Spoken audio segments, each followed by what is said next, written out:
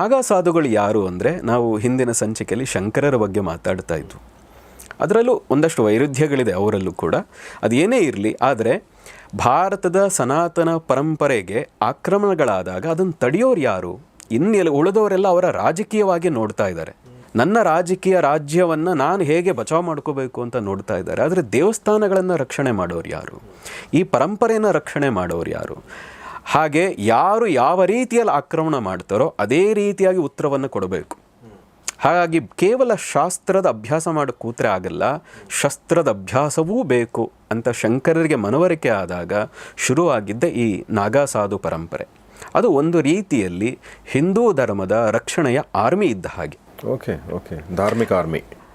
ಧಾರ್ಮಿಕ ಆರ್ಮಿ, ಕೇವಲ ಧಾರ್ಮಿಕ ಆರ್ಮಿ ಅಲ್ಲ. ನೀವು ಕೇಳಿದರೆ 1857 ಪ್ರಥಮ ಸ್ವತಂತ್ರ ಸಂಗ್ರಾಮದಲ್ಲೂ ನಾಗಾ ಸಾಧುಗಳದ್ದೇ ಕೊಡುಗೆ ಮೇಲುಗೈ. ಅದನ್ನು ತಿಳಿಸೋದ್ರಲ್ಲಿ ವಿಫಲರಾಗಿರ್ಬೋದು ಇತಿಹಾಸ ತಜ್ಞರು, ಕಂಪ್ಲೀಟ್ ವಿಫಲರಾಗಿದ್ದಾರೆ. ಅವರಷ್ಟು ಎಷ್ಟು ಲಕ್ಷ ಜನ ಸತ್ರು, ಅವರು ಎಷ್ಟು ಲಕ್ಷ ಜನ ಅವರ ತ್ಯಾಗವನ್ನು ಮಾಡಿಕೊಂಡ್ರು, ಅದು ಯಾರಿಗೂ ಗೊತ್ತೇ ಇಲ್ಲ. ಹಳ್ಳಿಗೂ ಈ ಪ್ರಥಮ ಸ್ವತಂತ್ರ ಸಂಗ್ರಾಮವನ್ನು ಹಬ್ಬಿಸಿದವರೇ, ಅದನ್ನು ಮುಟ್ಟಿಸಿದವರೇ ನಾಗಾ ಸಾಧುಗಳು. ಅದನ್ನು ನಾವು ತಿಳಿಯಬೇಕು, ಕೇವಲ ಒಂದು ಭಾಗದಲ್ಲಿ ನೋಡಬಾರ್ದು ನಾವು.